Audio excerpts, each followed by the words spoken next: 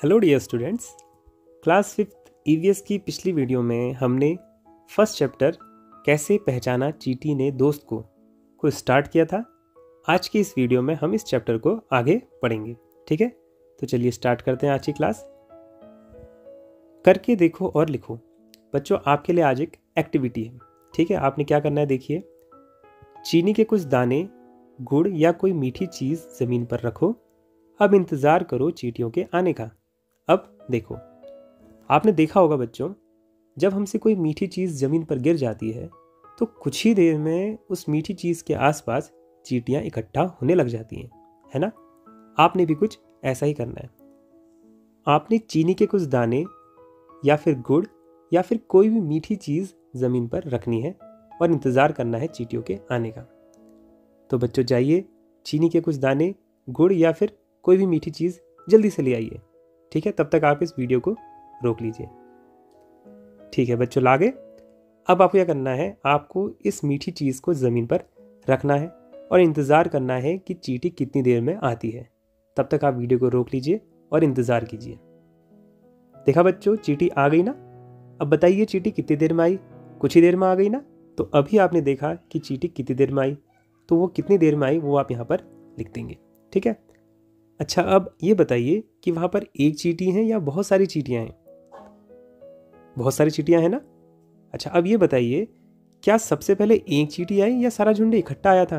आपने देखा होगा कि सबसे पहले एक ही चींटी आई थी, फिर धीरे धीरे धीरे उनका सारा झुंड इकट्ठा हो गया था। ठीक है, तो आप यहाँ पर ये लिख देंगे कि सबसे पहले एक चींटी आई या सारा झुंड इकट्ठा आया। ठीक है, अपने उत्तर को आप यहाँ पर लिख देंगे। फिर है, चींटियां खाने की चीज़ का क्या करती हैं। आप देखिए कि चींटियां खाने की चीज़ का क्या कर रही हैं। वो उसे खा रही हैं या कहीं ले जा रही हैं। ठीक है, उसको आप यहाँ पे लिख दीजिएगा। वो उसे कहीं ले जा रही होंगी, है ना। चलिए, अब अगला प्रश्न है, वे उस जगह से कहाँ जाती हैं। आप देखेंगे कि चींटियां जो है उस खाने की चीज़ को अपने साथ ले जा रही हैं और वो उसे कहाँ ले जा रही हैं, वो उसे अपने बिल की तरफ को ले जा रही हैं। ठीक है, अब अगला देखिए, क्या वे एक दूसरे के पीछे कतार में चलती हैं। आप देख रहे होंगे बच्चों, वो एक दूसरे के पीछे कतार में ही चल रही होंगी, है ना। तो हाँ, वो एक दूसरे के पीछे कतार में चलती हैं। ठीक है, अब आगे बढ़ते हैं। अब ध्यान से, बिना किसी चींटी को नुकसान पहुंचाए, उस कतार के बीच में पेंसिल से कुछ देर चींटियों का रास्ता रोको। अब आपने क्या करना है, जो चींटियाँ चल रही हैं ना, उनके बीच में एक पेंसिल रख देनी है। आपने ऐसे रखनी है कि किसी चींटी को नुकसान ना पहुंचे। इस चीज़ का ध्यान रखना बच्चों। ठीक है, अब देखिए कि चींटियाँ कैसे चलती हैं। देखिए कैसे चल रही हैं। आप देख रहे होंगे कि चींटियाँ जो है थोड़ा सा रास्ता अपना भटक रही हैं या फिर पेंसिल के ऊपर से ही चलने लगी हैं। ठीक है, तो आप यहाँ पर लिख देंगे कि चींटियाँ कैसे चल रही हैं। अच्छा, अब देखिए, बहुत साल पहले एक वैज्ञानिक ने इसी तरह के कई प्रयोग किए थे बच्चों। वे इस नतीजे पर पहुंचे कि चींटियां चलते समय ज़मीन पर कुछ ऐसा छोड़ती हैं जिसे सूंघकर पीछे आने वाली चींटियों को रास्ता मिल जाता है। तो बहुत साल पहले एक वैज्ञानिक ने इसी तरह के बहुत सारे प्रयोग किए, तो वो इस नतीजे पर पहुंचे कि जो चींटियां हैं चलते समय कुछ ऐसी चीज़ छोड़ती हैं जिसे सूंघकर पीछे वाली चींटियों को रास्ता मिल जाता है और वो उसके पीछे पीछे जाने लग जाती हैं। तो क्या अब आप ये बता सकते हो कि जब तुमने पेंसिल से चींटियों का रास्ता रोका तब उनके ऐसे व्यवहार का क्या कारण था। तो जब आपने पेंसिल से उनका रास्ता रोका था तो उनकी कतार में कुछ डिस्टर्बेंस आ गई थी ना। वे थोड़ा सा रास्ता भटकने लग गई थी या फिर पेंसिल के ऊपर से जाने लगी थी। तो ऐसा क्यों हुआ था। ऐसा इसलिए हुआ था क्योंकि उन्हें आगे वाली चींटी की गंध नहीं मिल रही थी, तो उन्हें रास्ते का पता ही नहीं चल रहा था, है ना। तो इसलिए उन्होंने ऐसा व्यवहार किया होगा। अच्छा, आपको पता है, कुछ नर कीड़े मकोड़े अपनी मादा कीड़े की गंध से उसकी पहचान कर लेते हैं। तो कुछ नर कीड़े मकोड़े जो होते हैं अपनी मादा की गंध से उसकी पहचान कर लेते हैं। जैसे ये है रेशम का कीड़ा। तो ये रेशम का कीड़ा क्या कह रहा है, मैं रेशम का कीड़ा हूँ, मैं अपनी मादा को उसकी गंध से कई किलोमीटर दूर से ही पहचान लेता हूँ। देखिए, नर और मादा को आप समझ रहे हैं ना। नर मतलब होता है मेल और मादा मतलब फीमेल। जैसे इंसानों में नर कौन होते हैं, पुरुष, और मादा कौन सी होती हैं, महिलाएं। ठीक है, जो फीमेल्स होती हैं, मादाएं होती हैं, वे अपनी अगली पीढ़ी को जन्म देती हैं, है ना। तो जो नर कीड़े मकोड़े हैं, कुछ ऐसे कीड़े होते हैं जो अपनी मादा को उनकी गंध से पहचान लेते हैं, जैसे कि रेशम का कीड़ा। ठीक है, चलिए अब आगे बढ़ते हैं। क्या तुम कभी मच्छरों से परेशान हुए हो? सोचो उन्हें कैसे पता चलता होगा कि तुम कहाँ हो। आपको मच्छरों ने तो ज़रूर काटा होगा, है ना। तो उन्हें कैसे पता चलता है कि तुम कहाँ हो? जहाँ आप होते हो वहीं आ जाते हैं। तो मच्छरों को ऐसा इसलिए पता लगता है क्योंकि मच्छर जो हैं आपके शरीर की गंध को पहचान लेते हैं। देखिए इसका उत्तर यहीं पे लिखा है, मच्छर तुम्हारे शरीर की गंध, खासकर पैरों के तलवे की और तुम्हारे शरीर की गर्मी से तुम्हें ढूंढ लेता है। तो मच्छर कैसे ढूंढ लेता है हमें? हमारे शरीर की गंध, खासकर पैर के तलवों की और हमारी शरीर की गर्मी से हमें ढूंढ लेता है। ठीक है, चलिए अब आगे बढ़ते हैं। क्या तुमने कभी किसी कुत्ते को इधर उधर कुछ सूंघते हुए देखा है? सोचो कुत्ता क्या सूंघता होगा। बच्चों तुमने कुत्ते को इधर उधर सूंघते हुए तो ज़रूर देखा होगा, तो सोचो वो क्या सूंघता होगा। जैसे कुत्ता यहाँ पर दिख रहा है आपको, तो ये क्या सूंघ रहा होगा? देखिए इसका उत्तर भी यहाँ पर लिखा है, सड़कों पर कुत्तों की भी अपनी जगह बटी होती है। तो कुत्तों की जो होती है अपनी अपनी जगह बटी होती है। एक कुत्ता दूसरे कुत्ते के मलमूत्र की गंध से जान लेता है कि उसके इलाके में बाहर का कुत्ता आया था।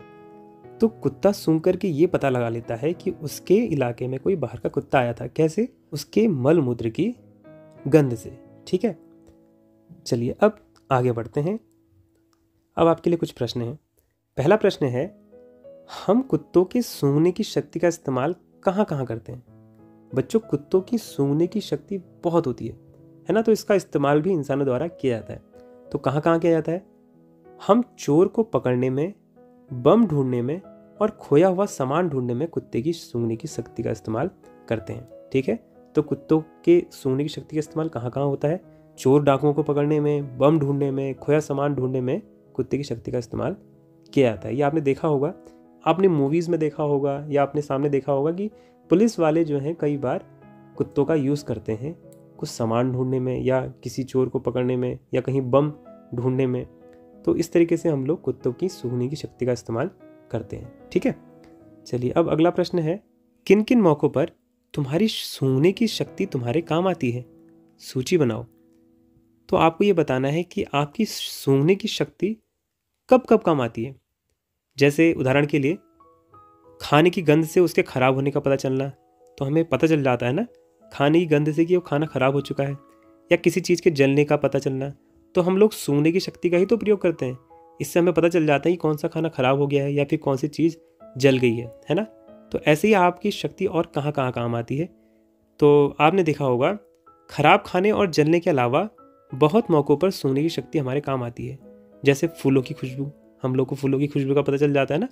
स्वादिष्ट भोजन की सुगंध, तो जो स्वादिष्ट भोजन होता है उसकी सुगंध हम लोग सूंघने की शक्ति का प्रयोग करते हैं वहाँ पर भी। इत्र की खुशबू, यानी जो हम लोग डिओड्रेंट या सेंट लगाते हैं उसकी खुशबू का पता चल जाता है। रसोई में गैस का रिसाव, जैसे अगर हमारे रसोई में, किचन में गैस सिलेंडर में से कुछ लीकेज हो रहा है, तो हम लोग अपनी सूंघने की शक्ति से उसका पता लगा सकते हैं। हमें बदबू आने लग जाती है ना, तो हमें पता चल जाता है कि रसोई घर में जो गैस है उसमें लीकेज हो रहा है, उसमें रिसाव हो रहा है। ऐसे ही कचरे की बदबू, तो हमें कचरे की बदबू का पता चल जाता है। तो इन मौक़ों पर हमारी सूंघने की शक्ति काम आती है। ठीक है, चलिए अब आगे के प्रश्न देख लेते हैं। तो ये 2 प्रश्न तो हमने अभी देख लिए। अब अगला प्रश्न, तुम बिना देखे किन जानवरों को उनकी गंध से पहचान सकते हो? उनके नाम लिखो। तो बच्चों आप बिना देखे आप जानवरों की गंध से क्या जानवरों को पहचान सकते हो? तो ऐसे कौन कौन से जानवर हैं जिनकी गंध से आप उनको पहचान सकते हो? ठीक है, जैसे गाय है, बकरी है, भैंस है, क्या इनकी गंध से आप इनको पहचान सकते हो? तो जिन जिन जानवरों को आप पहचान सकते हो उनके नाम आप यहाँ पर लिख देंगे। ठीक है, चलिए अब अगला प्रश्न देख लेते हैं। किन्हीं 5 ऐसी चीज़ों के नाम लिखो जिनकी गंध तुम्हें अच्छी लगती है, और किन्हीं 5 ऐसी चीज़ों के नाम भी लिखो जिनकी गंध तुम्हें अच्छी नहीं लगती। तो बच्चों यहाँ पर आपको 2 कॉलम दिखाई दे रहे होंगे। एक में लिखा है इनकी गंध अच्छी लगती है, एक में लिखा है इनकी गंध अच्छी नहीं लगती। आपने क्या करना है, आपको जिन चीज़ों की गंध अच्छी लगती है, कोई भी 5 चीज़ों के नाम आपने यहाँ पर लिखने हैं। ठीक है, और यहाँ पर ऐसी 5 चीज़ों के नाम लिखने हैं जिनकी गंध आपको अच्छी नहीं लगती। ठीक है, अब आगे बढ़ते हैं। क्या तुम्हारे सभी साथियों के उत्तर एक से हैं? तो इसका पता तो तब चलेगा जब आप काम करके भेजेंगे, ठीक है। फिर हम देखेंगे कि किस किस के उत्तर एक से हैं। ठीक हो गया। चलिए अब आगे बढ़ते हैं। ये लास्ट प्रश्न है, चर्चा करो। क्या तुम्हें अपने घर के लोगों के कपड़ों से गंध आती है? किसके? तो आप इसको करेंगे कि क्या आपको आपके घर के लोगों के कपड़ों से गंध आती है? अगर आती है तो किसके कपड़ों से गंध आती है? ठीक है, एक प्रश्न ये। तो अगला प्रश्न है, कभी किसी भीड़ से भरी जगह जैसे मेले में, बस में, ट्रेन आदि में तुम्हें गंध का एहसास हुआ है? बताओ कैसा लगा। तो कभी जब आप भीड़ भरी जगहों में गए होंगे, जैसे मेले में, बस में, ट्रेन में, तो क्या आपको वहाँ पे कुछ अलग गंध का एहसास हुआ? अगर हुआ तो आप बताइए आपको कैसा लगा। ठीक है, तो बच्चों आज की क्लास में इतना ही। अगली क्लास में हम लोग इस चैप्टर को आगे पढ़ेंगे। ठीक है, और जो प्रश्न आपको दिए गए हैं इन प्रश्नों को आप कर लीजिएगा। ठीक, okay, thank you so much.